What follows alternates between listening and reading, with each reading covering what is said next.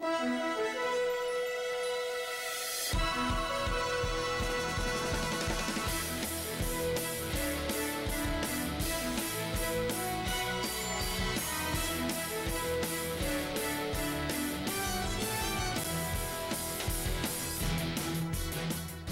de vuelta, amigos televidentes. Le damos la bienvenida al señor primer vicepresidente de la Asamblea Nacional, doctor Juan Carlos Cassinelli. Doctor Cassinelli, muy buenos días. Gracias por aceptar nuestra invitación. Buenos días, Carlos. Bueno, hay dos proyectos que están debatiéndose actualmente. Hay mucho más, pero me refiero a los dos que están generando mayor concentración del interés nacional. El uno es la reforma tributaria, el otro tiene que ver con la ley de comunicación. Comencemos por el tema de la ley de comunicación, doctor Cassinelli. El fútbol, dice Diario El Expreso, pateó la ley de medios para el día de hoy. ¿Cuáles son las previsiones para el día de hoy? Bueno, nosotros hoy continuamos un extenso debate que tiene que comenzar esta mañana a partir de las 9:30. Es el debate del proyecto, es el segundo debate que se da. Existen 41 inscritos para ese debate. Vamos a recibir a primera hora a más de 9 personas que han pedido hablar en Comisión General dentro del Pleno de la Asamblea.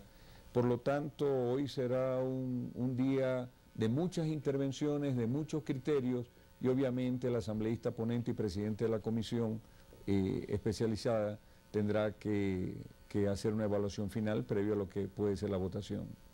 Esa votación se realizaría el día de hoy, considerando que estamos hablando de 49 inscritos más el ponente.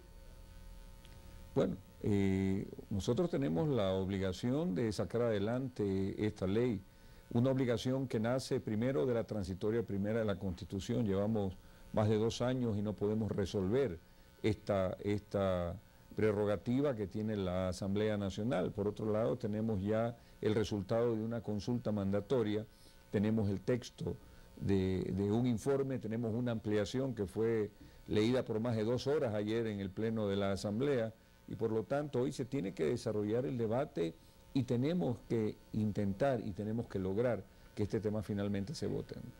Ahora, ¿está descartado el tema del archivo de la ley como era la propuesta del asambleísta César Montúfar, o eso se lo va a considerar en el momento de la votación? Si a mí me pregunta, no es responsable hablar del archivo de una ley que se viene discutiendo tanto tiempo, con tantos insumos que se les han agregado, por la posición de un asambleísta que yo lo respeto, pero que definitivamente no comparto la posición, por un lado. Por otro lado, además, no hay que olvidar lo que estoy diciendo como antecedente. Este no es un tema que solamente está en la potestad de los asambleístas ver si se archiva. Esta ley tiene que aprobarse con todos los informes, con todas las correcciones, con todos los aportes, pero tiene que darse porque es una prerrogativa que está en la Constitución dentro de sus transitorias, insisto, y además es el resultado de una consulta. Es un mandato popular. Necesaria. Es un mandato popular, claro. Ahora, el tema es, ¿cuáles han sido los puntos, cuáles terminan siendo los puntos críticos en este segundo debate? Los que siempre han estado dentro no ha variado. De la discusión, no ha variado realmente. Primero es el tema de hablar del control. El control, que no es otra cosa que el Estado, a través de distintas personas, que en este caso son 2, que pudieran ser 3, etcétera, de 7 miembros, tengan o no participación dentro de un consejo de regulación. Ese es un tema. El otro tema tiene que ver con la responsabilidad ulterior en la información que se da. Creo que son temas que han sido lo suficientemente debatidos, discutidos, analizados sus alcances, que no tienen que ver, a mi criterio, con atentar ni de lejos con temas de libertad de expresión. Yo creo que tienen que ver con el respeto de las opiniones ciudadanas, el respeto a las personas, la responsabilidad al emitir información veraz, además oportuna, sin tener que incidir con adjetivizaciones dentro de esas informaciones. Es decir, yo creo que es una ley, insisto, sumamente necesaria, más allá del contexto político y del tremendo aspecto mediático que ha tenido. Ya tenemos que enfrentar dentro de la Asamblea este tema, debatirlo con altura y sacar la mejor ley posible.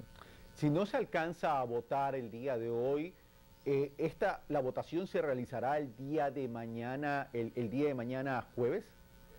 Bueno, depende de lo que decida el presidente de la Asamblea, pero obviamente si la sesión se alarga tanto que es necesario suspenderla, pues habrá que reanudarla en el momento que el presidente de la Asamblea juzgue pertinente, que seguramente será en el menor plazo posible. El tema de tener los votos siempre causa estrés al interior de la Asamblea y al interior de cada uno de los bloques, ya sea para tener los votos necesarios para poder aprobar una ley o ya sea para mantener el quórum correspondiente cuando llegan los periodos de definiciones. El bloque oficial mantiene sus 63 votos. Nosotros hacemos esfuerzos permanentes, como siempre lo hemos dicho, por tener una mayoría legislativa, no de capricho, sino una mayoría legislativa, porque es necesario impulsar todos estos proyectos de ley.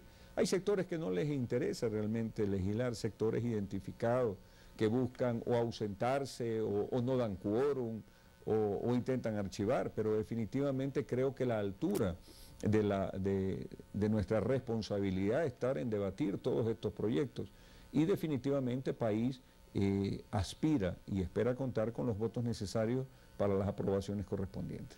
Aspira a contar, significa que no es nada seguro tenerlos. Bueno, en la vida no hay nada seguro, más aún tratándose de votos en la Asamblea Nacional. Por supuesto, no es seguro porque pasa por individualidades, por circunstancias. Igual nosotros estamos permanentemente conversando, los coordinadores del bloque de país están hablando con nuestros aliados para conocer los puntos de discrepancia y los puntos de coincidencia, para llegar con una posición dentro del Pleno. Pero yo estoy seguro que una de las bondades del debate dentro del Pleno es que se evidencia un poco cuáles son las tendencias de los distintos asambleístas a través de sus propios discursos. Y eso ayuda en un momento dado a tener una visión mucho más clara de qué cantidad de votos realmente se tienen. ¿Y ha existido observaciones hechas por la oposición a este proyecto de ley que pueden ser acogidas por el bloque oficial? Bueno, nosotros como bloque siempre hemos discutido, no solamente hemos estado defendiendo un proyecto en cuanto a su contexto original, nosotros también hemos opinado y hemos aportado, y hay innumerables aportes dentro de la comisión de parte de los asambleístas del país, que como siempre digo, creo que son los más deliberantes en todo momento en los distintos espacios que se dan en la asamblea. Del otro lado también yo no dudo que el asambleísta ponente, el presidente de la comisión, Mauro Andino, ha recogido innumerables criterios. Lo he venido escuchando sus declaraciones en estos días a través de la prensa y veo que existe de él una total apertura permanente para recoger aquello que sea necesario. Pero ya tenemos el informe ahora en el Pleno, hay un informe sumamente extenso que será objeto pues de este debate el día de hoy. Bueno, pasemos entonces ahora al proyecto de reforma tributaria. Bueno, ese es un tema más complejo y es más complejo porque, por lo menos para quienes entendemos las cosas en derecho, entendemos que este proyecto que entró como económico urgente tiene un plazo fatal y ese plazo fatal, háganle las interpretaciones que le quieran hacer, es de 30 días.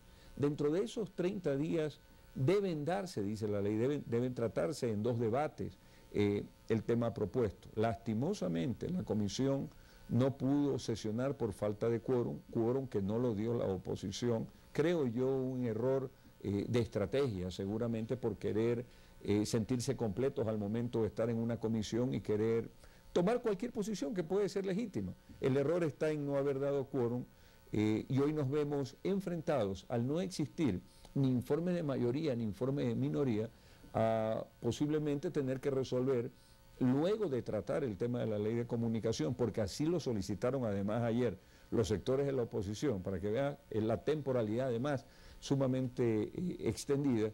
Luego de tratar aquellos tendremos que ver lo que es una solicitud de un exhorto a la comisión, que creo que realmente su intencionalidad puede ser muy interesante, pero me parece que no va a tener mayores resultados. Para que tengamos claro, ¿cuándo vencen los 30 días?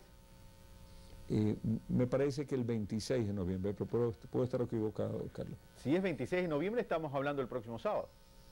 Ah, por supuesto. No el que viene, sino de este sábado en 8. Los plazos han corrido, insisto, los plazos son fatales y se conocían desde el primer día. Yo creo realmente que lo que existió es una estrategia equivocada de parte de la oposición, que se confundió, que no consensuó, que se enredó en la búsqueda de cualquier cosa que puede ser legítima, pero creo que lo hizo mal.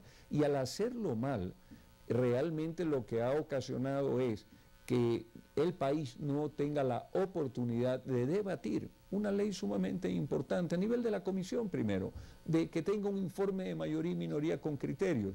Yo mismo tengo observaciones al proyecto, qué pena que no voy a tener la oportunidad de poder ver que se puedan plasmar, porque definitivamente hubieron fallas, principalmente en esa instalación y ese quórum de la comisión en su momento. Ya que no va a tener a lo mejor la oportunidad de hacer las observaciones al interior de la Asamblea, doctor Cassinelli, haga las observaciones aquí.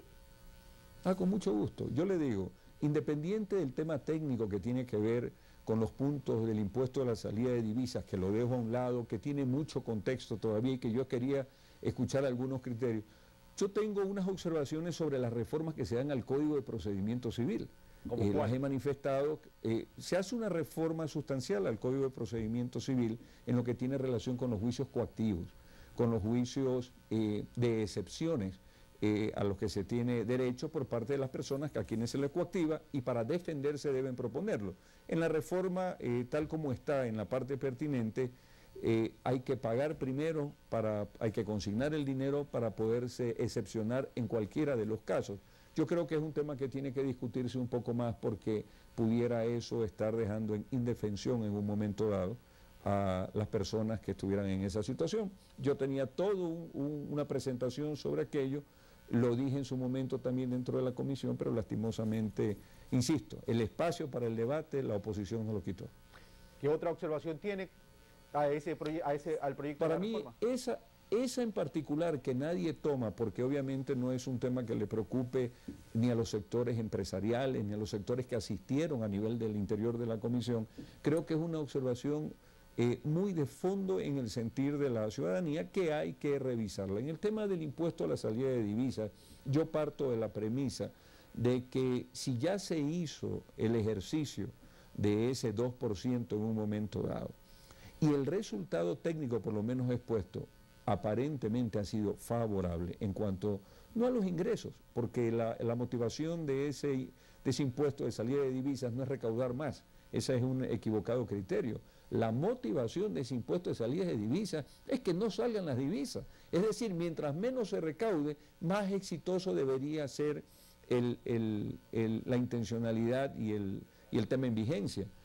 Yo creo que si están queriendo implementarle 3 puntos más, por lo menos en los datos que he revisado, es para presionar aún más que las divisas, que los dineros que se producen, que se generan en el Ecuador, se reinviertan en el país, con las finalidades obvias que tienen que entenderse cuando estamos en un régimen dolarizado. El espíritu de evitar que salgan las divisas a quedarse en el exterior puede ser saludable, pero el tema es que que es generalizado. Por ejemplo, aquellas instituciones que trabajan en microcréditos y cuya fuente de financiamiento de fondeo es el exterior, tienen que pagar la amortización de ese fondeo, que además lo utilizan para dar microcréditos a personas pobres. Tienen que pagar, la amortización de ese crédito más el impuesto del 5% de salida de capitales. Es decir, se está exponiendo una regla generalizada, pero no se discrimina cuando es una verdadera salida de capital. Coincido plenamente en que una de las falencias que puede tener un proyecto es lo generalizado que puede ser. Y en ese sentido, por eso es importante el debate. Es decir, que cada uno traiga su casuística, diga yo estoy en esto y en mi criterio en esto afecta. También que venga la persona responsable y diga, la verdad es que yo del 100% de mis exportaciones al exterior, los dineros que debería obtener por la facturación, si estoy dejando el 90% afuera, no lo estoy reinvirtiendo en el país. Es decir, que exista esa confrontación de casuística para que esa generalidad pueda especificarse en un momento dado y podamos obtener de ese proyecto de ley realmente el fondo de su intencionalidad que pueda ser aplicable. Pero insisto, esta ley, si entra por el ministerio, como parece que se va a dar, definitivamente nos va a privar de ese debate y seguramente después tendremos que estar abocados a algún tema reformatorio. Pero insisto, esto se da por una desacertada maniobra, a mi criterio, de la oposición política al régimen. Doctor Cassinelli, muchas gracias. Hemos estado con el señor vicepresidente de la Asamblea Nacional, doctor Juan Carlos Cassinelli, con quien hemos hablado sobre